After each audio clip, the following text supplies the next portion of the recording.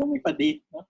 So, OTalakayan is PAOT's first online interview program that will tackle different topics and issues in OT practice and education. So for the month of May, we're sticking with our theme, which is telehealth. So hi, Kim. Hi, Lee. Hi to everyone. Hi, everyone. Parang 45 na tayo ngayon, no? Minus na 5 for this session. Oo, parang nasa 40 yan. Parang 40 participants. We're still waiting. Marami-raming nag-register dito eh.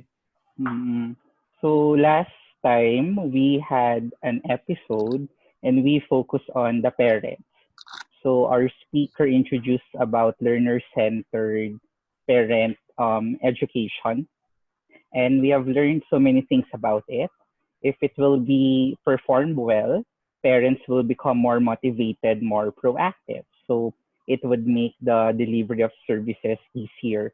So for this episode, we will now be focusing on our clients, the direct recipients of our care, and the population for now would be pediatrics. So we do know that most OTs here would be working in the pediatric setting. So this would really be a very informative session as to how they could be able to deliver their services despite the restrictions that we have right now. So our speaker for today will talk about what we can do from early childhood until adolescence, the materials, the requirements, what the parents can do. So this is very interesting. So Lee, let's introduce our esteemed resource person for today's session.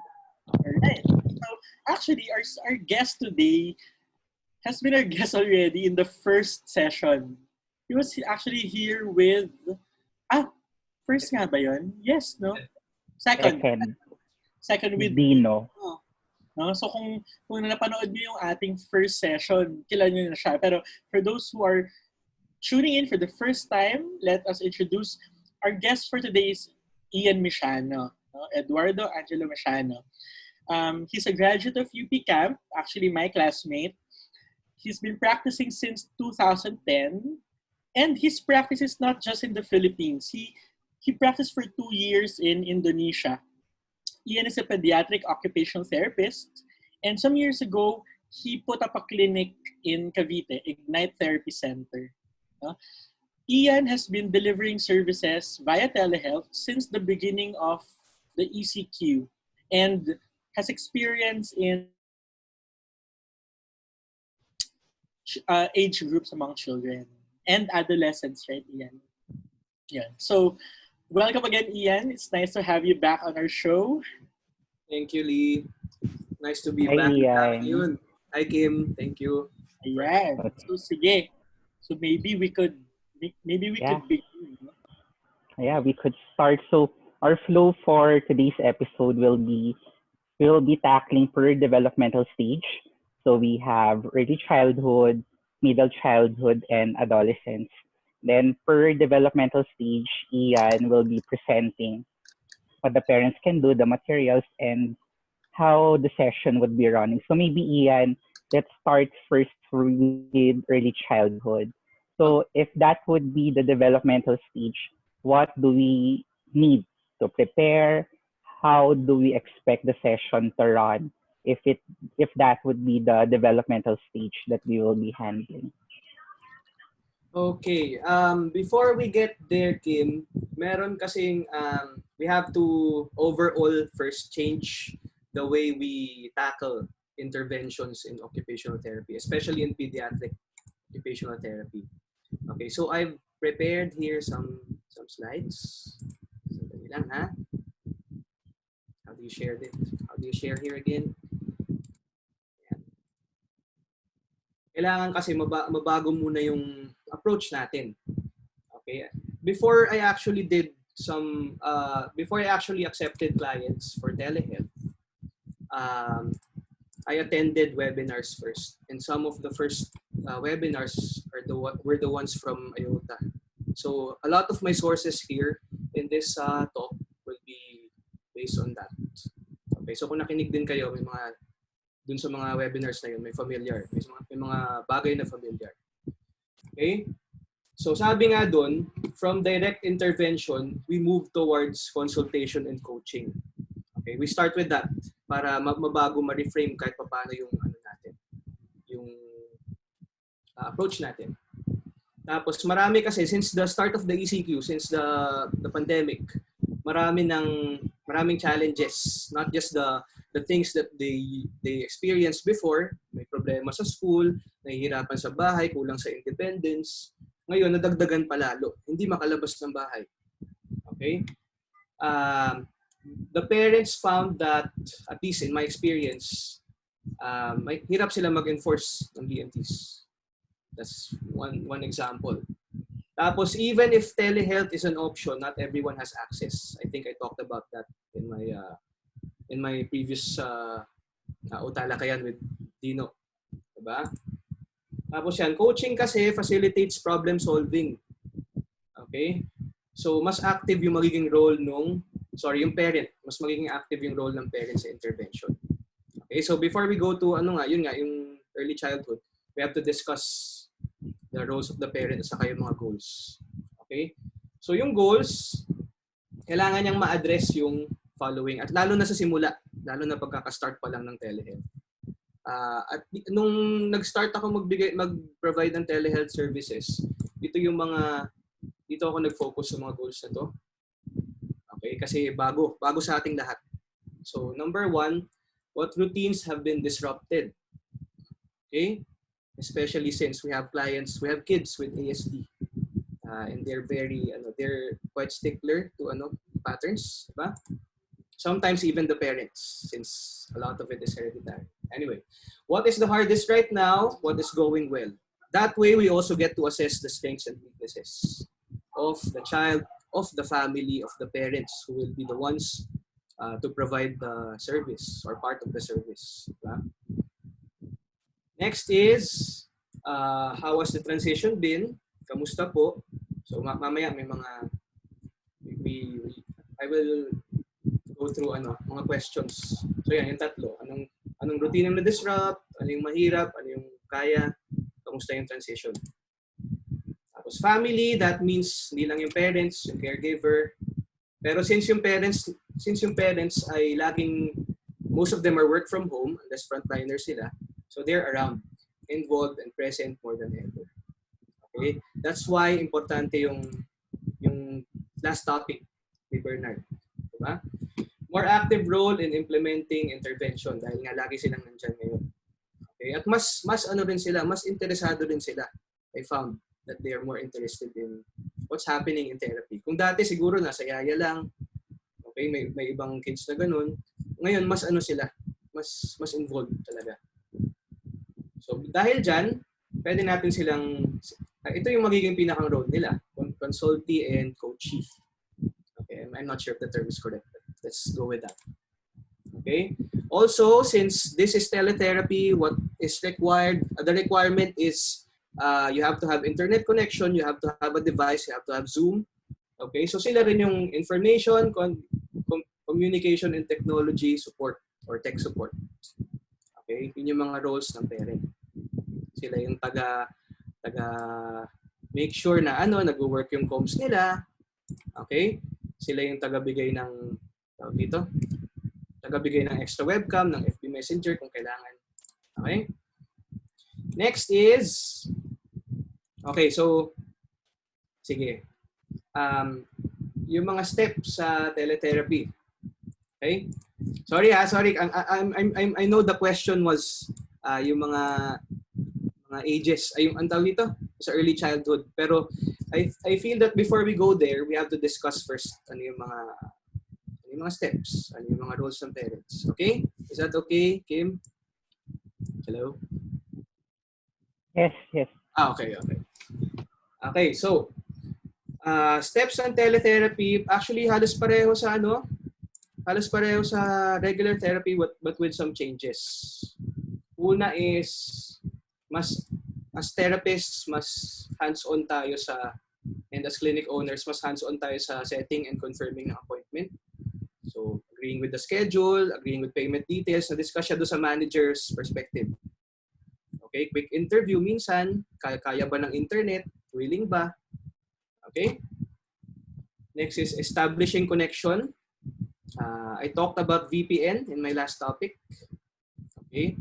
Tapos, I have to add here that you have to always initiate the connection. Okay? Tip lang yun. Kasi sa Zoom,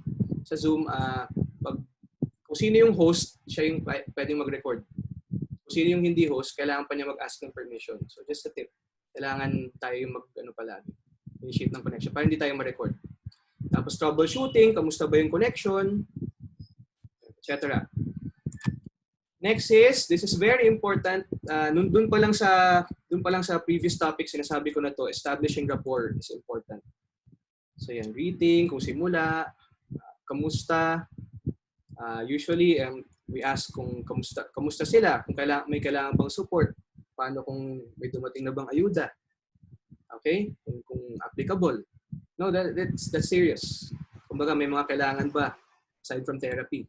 Kailangan ba ng diapers? Kailangan ba ng kanin? Not that we can provide it, but at least we show that we show concern. We care about it. Not just para makapag-therapy, para mairaos yung therapy. Hindi ganun. Okay, so again, rapport is very important kasi napakabagong experience nito. We have to make sure that we are a team with the family. Okay? Next is therapy proper. So ito po yung i-discuss ko later. Okay, yung according to ages. So a lot of it is like what happens in center therapy.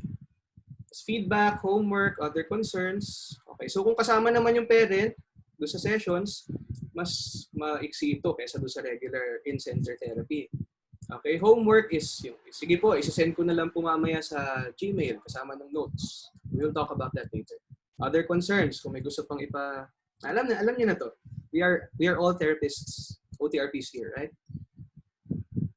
Tapos, terminating session.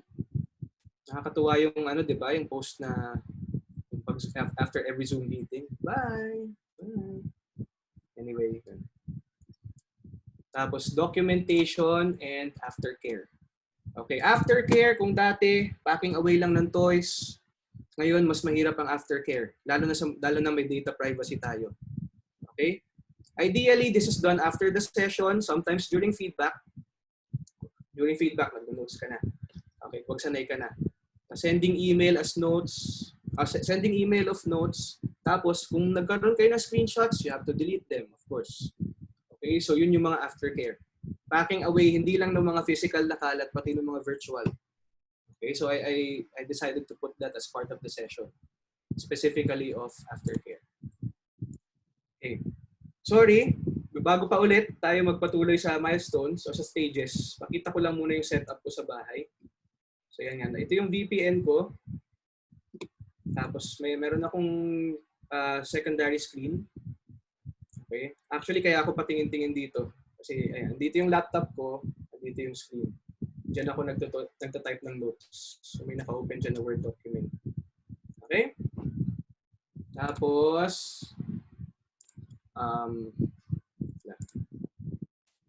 okay, this is one of the methods that I will discuss later.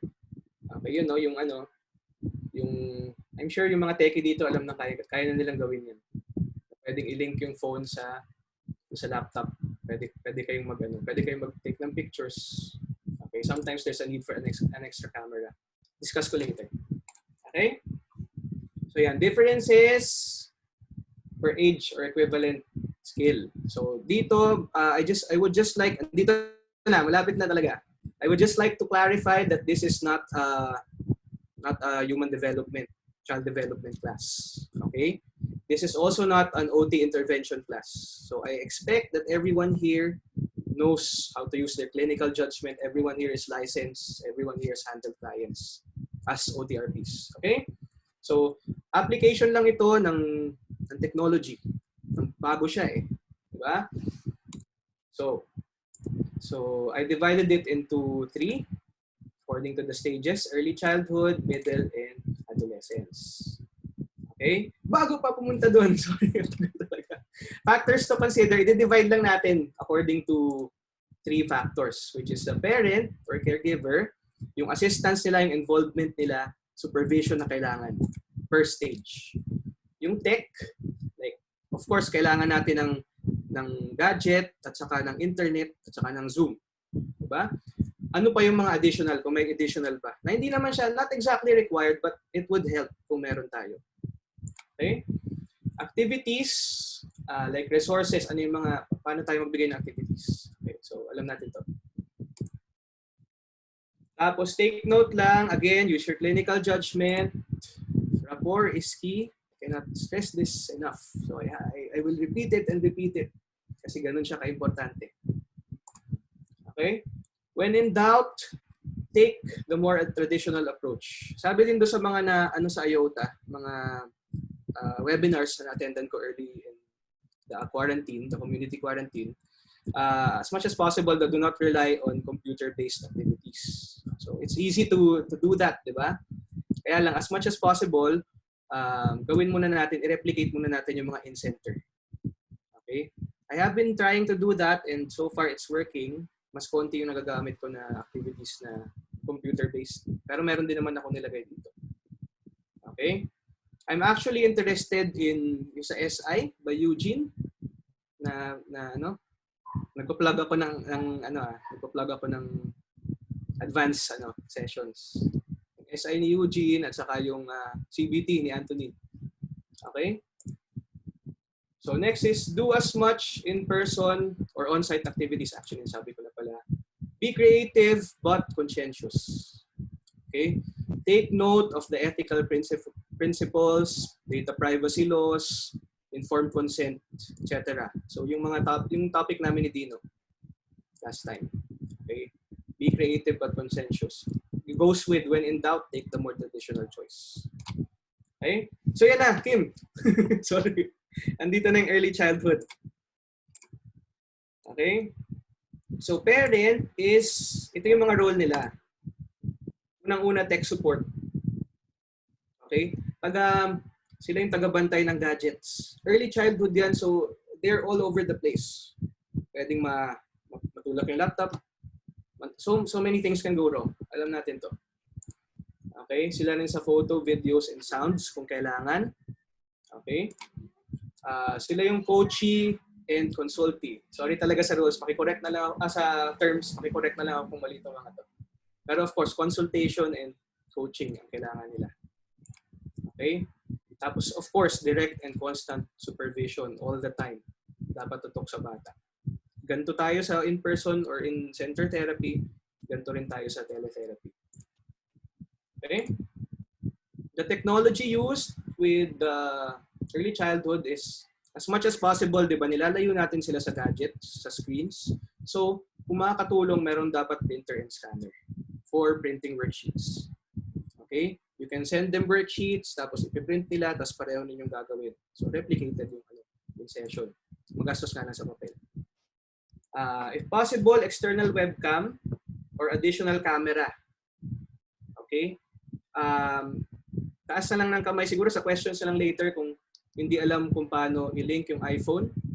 iPhone lang talaga eh. Hanap nga ako ng Android. Pero kung paano i-link yung iPhone sa Zoom. Pwede mo siyang gawing extra camera. So para pag nag-handwriting ka, pwede mo siyang ganyan, no? Pwede ganon. Pwede mo basta, meron siyang extra camera kasi lalo na rin pag minsan kunwari, let's say for example, the intervention is feeding. Okay? Pwede mo makita kung ano yung consistency ng yung pagkain nang hindi mo minumove yung laptop. Nang hindi mo na gagalawin ng ganyan. Okay, additional screen. Napaka-important niya sa early childhood. Next is additional platforms. Kung walang extra screen, sometimes Facebook will do, Facebook Messenger. Pasend po yung handwriting sample sa Messenger na lang po. Or sa WhatsApp, Viber, etc. You have to talk about, syempre dapat may consent, dapat may regard to data privacy, of course.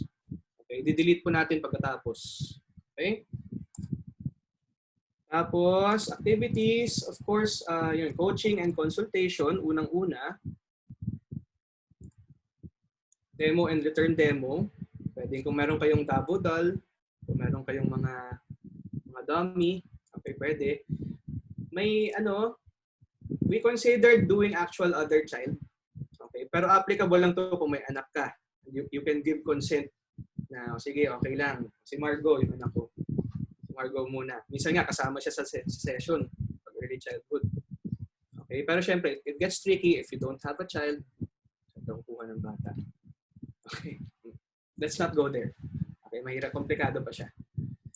Tapos, yung regular therapy session. The parent applies most of the intervention. So this is telehealth is a way of empowering the parents, no? Kasi, yun, talagang, yun nga, involved nga sila, present sila, tapos malalaman nila yung gagawin. Kasi mas maganda kung ginagawa nila sa session, kasi gagawin din naman nila. Talaga. Pag hindi na teletherapy. Okay? So, yeah, I hope I answered your question. Yan muna sa early childhood. May tanong ako doon, Ian. Yes, sir. When we talk about early childhood, sabi mo nga, they're all over the place. But some children, pero varying skills nila eh. Some children can sit down, can focus on a task for like 3 to 5 minutes sitting down. Mm-hmm. When we talk about parents being there, kasi kung hahati-hatiin natin, early, middle, adolescent, syempre, yung parents would be most involved sa early childhood, no? Yes. When we talk about proximity, how close the parents are in your teletherapy session? I mean, are they seated beside the child most of the time? Or are they beside but not seen in the camera? Anong recommendations mo dyan? Okay. Let's assume a case that has of a child that requires the most assistance, as much assistance as possible. Okay? Siyempre, para din sa center eh. Kung kailangan na sobrang daming assistance, nandito sila. Nandito sila sa likod. Okay? Also pala, kapag early childhood, it is advised that two parents or two guardians are present. Kasi yung isa, the one to give assistance, the one will fix the camera, the view, the extra cameras needed. Okay? So hindi pwedeng si mami lang mag-isa tapos ganyan. Hirap. Okay? So as much as possible, dapat nga at least 2. Nire-require ko na at least 2 yung present. Okay? Yaya, mami, kahit sino. Basta taga sa bahay. Okay, thank you. Kim? Ano ba tayong dyan? Yeah, and so maybe we can proceed to the next. So we're done with early childhood. So how about for the next developmental stage? Would there be new considerations given that the children here would be school age children already? So what could be factors or considerations that we need to know before we run telehealth in this developmental stage? Okay, thank you, Kim. Middle childhood, tama ka nga sa school age. Ito yung talagang school age. So this is the stage where most likely, pag ganito yung anak, more likely to agree yung parent na mag-teletherapy. Kasi number 1, ito yung kailangan sa ACADS.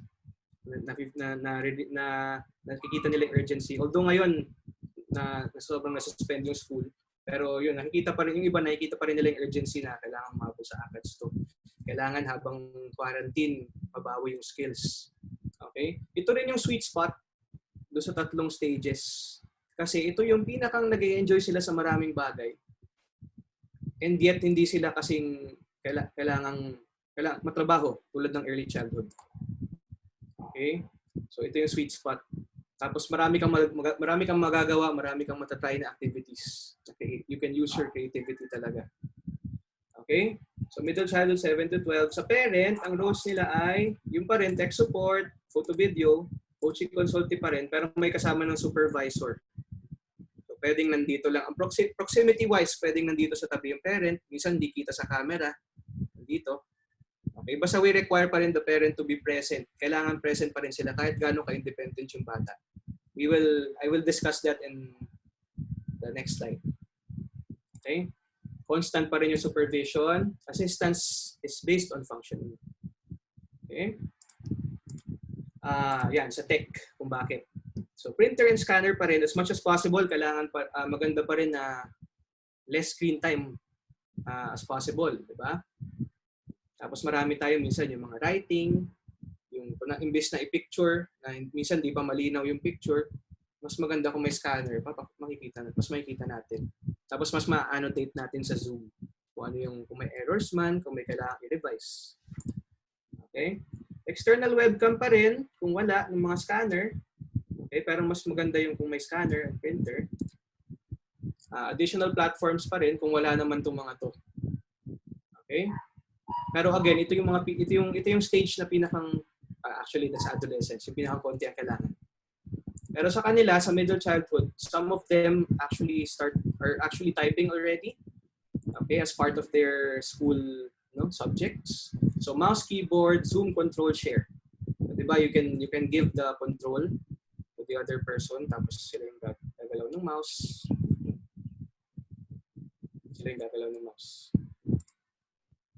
Tapos activities. Okay, by the way, bakit kailangan pa rin ng supervision aside from safety, of course? Ito yung mga, dito na lang pala, sorry ang gulo ko. Dito ko na lang siya i-discuss. Therapy session pa rin, parents assist as needed. Okay. Educational browser games, pwede na nating magamit to. Boom cards. Ito yung marami pang pwede tayong mag-share. I was actually considering not sharing these para maghanap tayo. Pero sige, boom cards, ABC, safekidsgames.com. Pwede natin. Pero again, mas maganda kung replicated muna yung center activities. Typing training sa mga nagta-type. Google Docs. Di ba yung Google Docs is synchronous, yung changes. So makikita mo kung paano mag-type yung bata. Ano yung thought process niya, how likely is he or she in committing mistakes, gaano niya kabilis i-correct. So makikita natin dito sa Google Docs. Kahit hindi na tayo mga typing training sites. Tapos especially when you're teaching social skills, social thinking, Google search and YouTube. Sometimes, especially those with in the autism spectrum, nahihirapan sila sa mga concepts, sa mga abstract concepts. So you can search them, you can make use of what's available, internet. Okay? So dito kaya rin kailangan ng supervision ng parents para yung kung ano yung sinesearch nila safe. May ensure ng parents na safe. Okay? So yun. Maybe before we proceed to adolescence, I would want to ask something. In your sessions, are you, particularly for middle childhood, are you still focusing on the academics or on life skills? Because there could be some contention when it comes to that. I mean, children wouldn't really be in school, or if ever they are in school, there would be lesser demands right now during the quarantine period. So in your experience, in your sessions, are you still focusing on the academics, or are you now geared towards teaching life skills to this population? Okay. Thank you, Kim. I would like to go back to the goals part. Okay? As much as possible, kung ako yung tatanungin, mas dun sa life skills tayo. Okay? Hindi na dati, puro handwriting yung ginagawa, hindi natutunan ng attention yung toilet training, yung pala naka-diaper pa sa gabi. Okay, so sinasabi ko talaga sa parents, mommy, daddy, this is the perfect time to target those skills, to target the independence. Okay? So kung ako talaga yung tatanungin, mas maganda kung life skills. And I make sure to counsel the parents that way. Okay? Sometimes nga lang, meron pa rin silang yun, meron akong experience na gusto nilang bumawi. Parang okay, medyo tagilid sa school, gusto ko tawag dito, kahit pa paano makabawi. So hindi naman, of course we can do that naman without seeming like an academic tutor. Ano ba yung mga skills na nakaka-apekto doon? Alam naman natin, clinical judgment.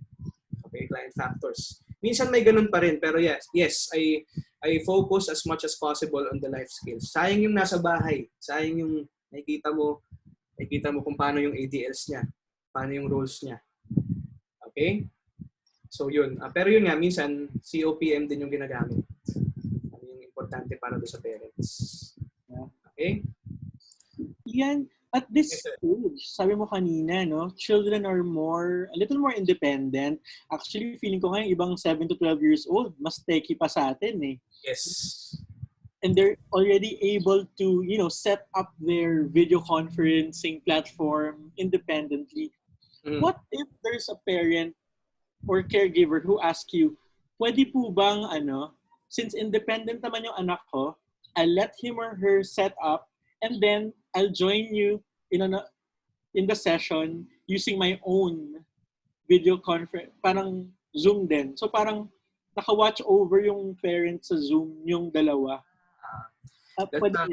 That's a good question, Lee. Actually, nangyari na siya. At maganda yung may ganung experience. Okay? Kasi ang importante naman, pa rin may supervision pa rin ng parent. Nakikita pa rin ng parent yung nangyayari. So nandun naman, it fits naman under that. Tapos nakikita rin nung pwedeng nangyari to once sa akin na nasa labas siya. Parang naka-ano lang siya. Naka-oversee. Pero meron din naman nung nasa bahay lang tapos ibang view. Actually maganda 'yun kasi nga minsan nasa laptop yung bata. Tapos yung parent yung taga-phone. Naka-phone siya tapos siya na lang yung maglilipat ng siya na lang yung mag-review ng camera as needed. Okay, so maganda siya. Actually ang rule dito mas maraming cameras, mas maganda pero mas ingat din. Pero yung parent naman, kung supervise naman ng parent, alam naman nila yung mga nangyayari. Yeah. Naisip ko lang din kasi parang minsan baka chance na rin to for like parents who are overseas. Yes. May nangyari ng ganun. Who wants to be right there. Hindi overseas, pero very involved. Okay. Sige. So thank you. Nakita natin, Kim, talagang may changes talaga. Mas nag-transition yung activities becoming more complex. Siguro yung decision-making lumalaki on part of the child, no? Parang ganun siya. Very, very interesting. Okay, how about kapag adolescence na, Ian? Okay, kapag adolescence, so kasama dyan hanggang 19 years old, of course. Pero ang pinakamatandang client na nakita ko for telehealth is only 15. Adolescent pa rin. Okay, and we do CBT, so usual OT. Okay, so parent this time is, ang role na ng parent ay, mas sila na yung coachee and consultee. Since na nga sila syempre kung yung middle childhood ay magaling na sa technology, yung ibang adolescents mas lalo pa. Okay? Excuse me.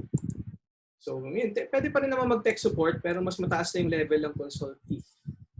Okay? Ito yung usually may mga difficulties, marami sa kanilang independent na.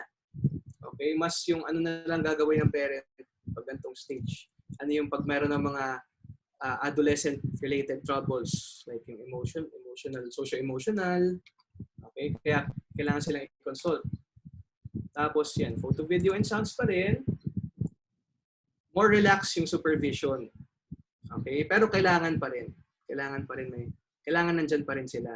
Although, parents may consent to keep parts of conversations semi-private. What does this mean? Kahit sa center, minsan lalo na pag CBT, pag counseling, some kids or some adolescents are only comfortable discussing certain things without their parents around. Okay? So, pag ganun yung case, sasabihin ko doon sa parent na hihingi ako ng consent nila kung okay lang ba. Pero sasabihin ko rin doon sa bata, sa adolescent na kailangan everything we talk about, your parents still have to know. Okay? It's just that you're not comfortable talking about this in front of them. So, okay, alis muna sila. Okay, minsan nag-headphone sila pag ganun. Okay, para may privacy, semi-privacy. Okay? So yun, issue siya sa adolescence, hindi siya masyadong issue sa middle childhood, especially early childhood. So tech is, kahit keyboard at mouse na lang. Okay? Expected naman na talaga sa kanila na nagsiscreens. Okay? Expose na sila doon, may mga computer subjects sila. Kung kailangan ng stylus minsan, for drawing, kasi ang pinakang ano dito, ang pinakang nakikita kong goal, aside from yung mga pag may problema pa sa independence, sa ADLs, ang ano nila, ang tina-target na is executive functions, exchange of ideas. So kung CBT, cognitive behavior therapy, we want to look into their thought process. So how do we know that? Through writing, through drawing. Okay. Minsan kailangan ng additional screen. Kasi lalo na yung ibang adolescents na may ADHD. So kung marami silang naka-open na tabs, tapos nasa isang maliit na screen lang, minsan nangangarag sila. Okay? Kaya makakatulong kung may secondary screen. Activities, ayun nga, coaching ng bata, ng adolescent. Counseling ng adolescent. Also the parent. Sharing thoughts, sinabi ko, making compositions via Google Docs para nakikita natin kung paano sila mag-type. Paano yung process. Tapos, use of other Google Suite apps to exchange ideas. Like, for example, I gave this activity once. Ngayong ECQ, ano yung gawa ka ng schedule mo, tapos ang upgrade nun, hindi lang yung schedule mo, yung schedule ninyong buong pamilya. Paano ninyo, kasi you have to work as a team. Especially now, isa lang yung pwedeng lumabas, lahat kayo nasa bahay. So, pinagawa ko siya via Google Sheets. Tawag dito? Nung schedule. So, na-challenge yung executive functions. Tapos yun pa rin, pag may mga concepts pa rin na hindi or may gusto kayong pag-usapan, Google search, YouTube, to clarify concepts. Pero yun nga, kailangan mas maganda kung nandiyan pa rin yung parents. Kasi may experience ako. Actually, this was before ECQ pa, in-center therapy pa. Based on my experience, mas likely ang adolescents na mabiktima online. Not just cyberbullying, pero yung mga naloloko, lalo na yung boys, parang mag-girlfriend daw, parang ganito, girlfriend kita, ganyan. Tapos pahingi ng picture, tapos inuuto lang pala, minsan kung ano-ano nang pinapakita. So dapat nandiyan pa rin yung parents. It's very important. Okay. Yun lang po. Siguro let me ask something. Some of our participants, if they are handling adolescents, some of them may have activities geared towards transition skills or pre-vocational pursuits. So how are we going to conduct telehealth sessions if the goals would be related towards that? Would it be the same considerations? Would there be certain modifications that we need to have? Okay. Pag adolescence for transition, parang mixture siya ng, kasi kaya ako in-specify kanina na age and functioning or age and skill.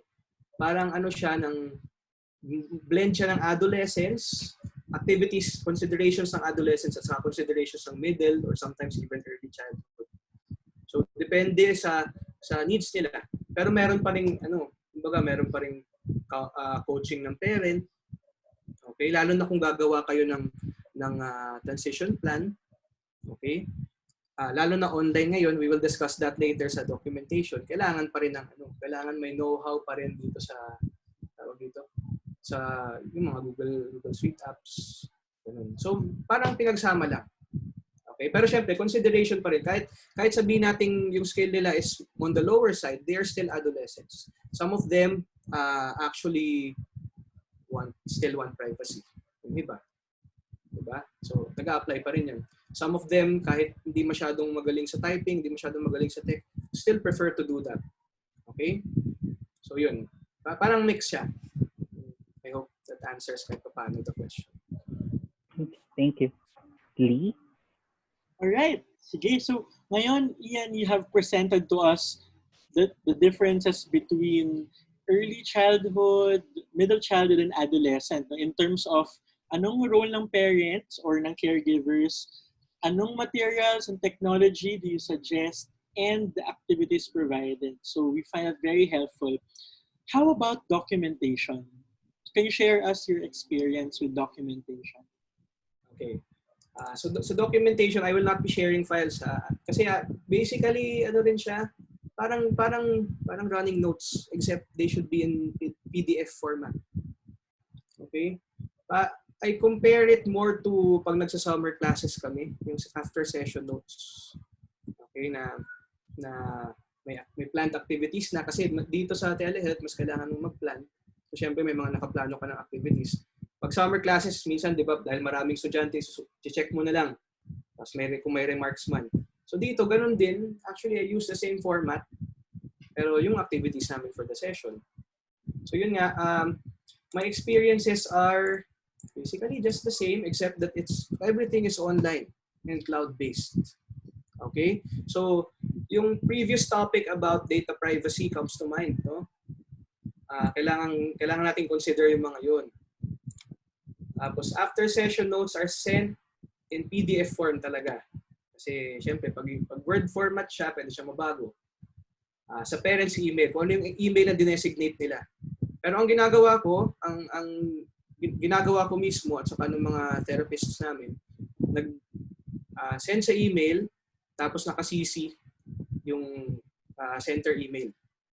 Okay? With their consent naman, with the consent of the parents. We really tell them, all reports are stored in the center's Google Drive. Okay? We really tell them that we are doing this. They give naman consent. This is for monitoring progress. Okay? Kasi nakikita natin lahat. Nakikita natin na kailang sessions na, kamusta yung improvements. Okay? So, typical therapy. Except that, yun nga, nasa e-copies lahat. Para may proof of service delivery, kailangan din siya for billing at saka payroll. So, medyo umaano na tayo. Managerial outlook na. Okay? So, yun lang naman yung ano. Tapos, syempre, napansin ko rin, ang na-observe ko rin is mas mahirap yung aftercare, quote unquote. Mas mahirap yung aftercare ng documentation kasi nga yun, data privacy, you have to make sure walang nasenda ng mali, walang nakatira na, walang na-backup sa cloud mo na screenshots. Kung minsan kailangan mag-screenshot pag nag-annotate ka, kunwari sa handwriting. Minsan may address doon, address ng bata, address ng number ng parents. So syempre you have to take care to delete those to make sure at least they don't fall in the wrong hands. Okay, yun. That's it. Okay. So we have covered all the developmental stages right now with all the considerations for the parents, for technological requirements, and even guidelines that we have to follow when it comes to activities. Maybe we can entertain some questions from the audience. We have this one. What do you do if the parents start to panic? Example, giving excessive instructions when the child begins to show maladaptive behaviors. Any tips that we can employ if that will happen? Okay. I will share my experience. Granted that yun nga maganda yung rapport namin ng parent. Ibig sabihin nung start pa lang before pa lang ECQ, may maganda na yung rapport namin, alam na niyo yung gagawin. Okay? In that case, most of the time nata-target na niya, alam na niya yung areas, key points of control, alam na niya yung ginagawa ng bata pag nagpapanik. Okay? In the cases naman na hindi, wala akong cases na ganun, pero if ever yung biglang nagwala tapos nobody expected it. Actually that's quite uncommon kasi siguro pag parang first time makita sa rigid, first time makita sa screen. Ba't nandiyan si Teacher Ian? Na-rigid ako, mawawala na ako. Siguro ganun. Pero most of the time sa bahay mabait naman. Okay? Kapag do sa interview ay yung sa ang tawag dito? Sorry, mag-share ulit ako ng screen ha. Dun sa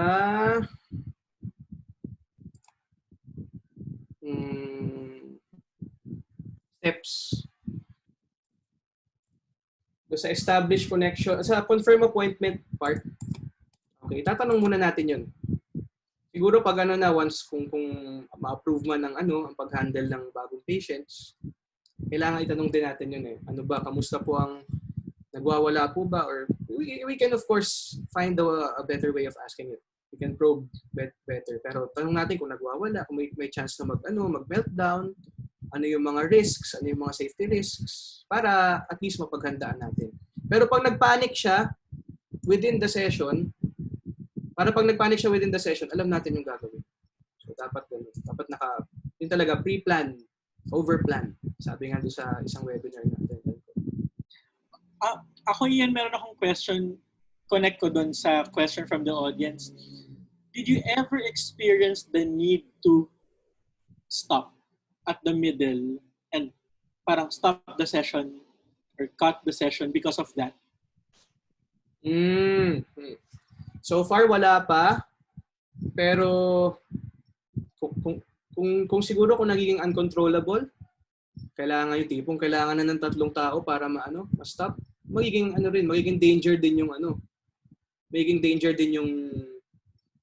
hindi lang yung bata, hindi lang yung individual, pati yung gamit nila. Ngayong ECQ, napaka-importante niya. Kahit sabihin mo na mas importante yung buhay ng tao, importante rin yung gadgets. Kasi yun lang yung yun lang yung means mo. Okay, so kung maapektuhan yung mga ganun, safety na nga ng tao, safety ng mga caregivers, tapos pati yung safety rin ng mga gadgets. Okay, siguro di pa siya nangyayari, okay? Pero siguro ang gagawin ko is, okay, mami, okay lang po ba? Stop po muna natin, tapos interact po muna tayo sa Facebook, sa Messenger o sa text. Kung kamusta na. Tawagan ko na lang po kayo. Pwedeng ganun. Siguro yung magiging instruction ko na lang is a true call. Para at least out of the way na yung mga devices. Dalhin niyo po muna sa safe na lugar. Ganun.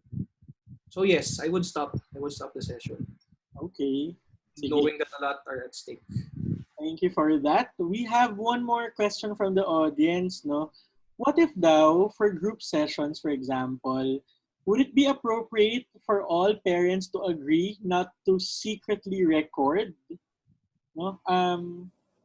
What will happen kasi, for example, one parent in the group secretly recorded and then uploaded without the consent of the therapist. Magiging liable ba yung therapist sa ganyan? Okay, this is why yung topic namin ni Dino ay important. May mga mangyayaring ganyan. Hopefully, parang wala pa naman nangyayari sa amin na ganyan. Pero, yeah, I know that's bound to happen. It's a very real thing. Kaya dapat sa consent form, dapat may clauses doon na hindi lang in favor of the client. Siyempre, of course, dapat in favor of the client. Pero meron din dapat tayong protection na bawal mag-video of any kind. Bawal mag-keep ng records ng session without our consent. Di ba minsan nag-aalaw naman tayo pero with our consent. Kung walang consent, dapat may doon, parang we reserve the right to terminate the intervention itself, parang ganun. And to maybe file charges. I have to consult a lawyer with that. Pero it all boils down to informed consent. Okay, pero yun nga mangyayari yan. Let's wait for Anthony's Di ba siya yun? Mag-discuss yan sa ni Anthony. Thank you, Ian, for that. Kim? Okay, maybe Ian, you can give somehow a summary or your parting shots for our audience as to your topic. Okay. Summary. Wait lang ha. Wait lang. Tama ba yung naka-share? Nag-ano na yung screen ko. Luloko na. Tama yung naka-share, no? Slides, no? Session steps. Steps siya. Okay, pero nasa slides na. Summary. Yeah. Okay, so unang-una, yun nga yung shift. Kaya yun yung una ko talagang sinabi. Shift from client factors to, shift to client factors, magiging roles, habits, routines, and occupations. So magiging somewhat top-down siya, at least at first. Okay? Kasi focus tayo sa ano yung importante, ano yung mga roles na apektado ng quarantine, ano pang pwede natin magawa regarding the child's independence, paano yung transition niya, lalo na ngayon nasa bahay lang sila. Okay? Tapos more parent involvement equals coaching. Mas coaching yung kailangan natin gawin sa kanila. Next is, so same intervention siya basically, aside from this. Although ginagawa rin naman natin to sa clinics eh. Yung coaching, yung consultations. So basically same intervention siya pero different lang yung medium. Tapos yan, age and scale are inversely proportional to tech requirements and parental involvement. Does this mean the higher the scale, the older the child, mas konti ang tech na kailangan. Mas hindi matrabaho ang preparations, ang tech, at saka yung involvement ng magulang. So from dapat all the time nandyan to ng early childhood to sa adolescence minsan wala muna ako. Tabi muna ako kasi secret yung pag-uusapan yun. So yun, inversely proportional sa trabaho ang age and skill. Medyo ganun din sa medyo ganun din sa clinics, di ba? Ayun. Tapos, syempre, ang pinagkaiba pa is more vigilance ang kailangan over privacy and security. Okay, kung dati, sabi ko nga nung last time, dati ang ano mo lang sa confidentiality and privacy is dapat walang nakatingin na outsider pag nag-therapy ka. Dapat yung files di makalabas. Dapat hindi maiuwi. Okay, ngayon, sa online, ang daming exposure. So, kailangan talagang encrypted yung Zoom mo, yung media mo. Dapat may mga password protected kung kailangan. Basta you have to take extra steps para hindi mapunta sa maling kamay yung information. So yun, I guess that's my summary. Unless may questions pa po. Yeah, so thank you, Ian, for comprehensively discussing how we are going to conduct sessions for the pediatric population. So it's very informative. You gave us structure to the things we need to consider. You mentioned something about the parents, technological requirements, even activity selection. But I think it will all boil down still to our clinical judgment and decision making as to what will be applicable in this different developmental stages. Rightly? Okay. Ayan. So thank you very much, Ian, again. And thank you everyone for joining us today. Before we end, syempre, magpa-plug muna tayo. Ayan. So I hope you can see my screen right now. Our next OTalakayan, we're already in episode 6, is gonna be this Saturday. And it's gonna be at 9 o'clock in the morning. So hindi po tayo 4:30 this Saturday, okay? 9 o'clock a.m. since overseas ang ating mga guests. No? So we'll be talking about hand therapy via telehealth. So considerations in screening, assessment and intervention. Kathleen and Cressida would be joining us on Saturday. Please register by tonight. No? So mga hindi pa nakakapag-register, we'll be accepting your registration until 11:59. That will give us time. That will give the committee time to verify your membership and send you the Zoom link. Okay, so pwede kayong register via the link or by scanning the QR code. Okay, and para sa mga hindi umabot sa announcement ko kanina bago mag-start, siguro marami sa inyo nakamiss ng ating past episodes. No? Hindi yung nasa Facebook kasi ma-replay niyo naman yan. Pero episodes 3, 4, and this one, episode 5, will have a rerun next week. Monday, it's gonna be on Monday, no definite time yet.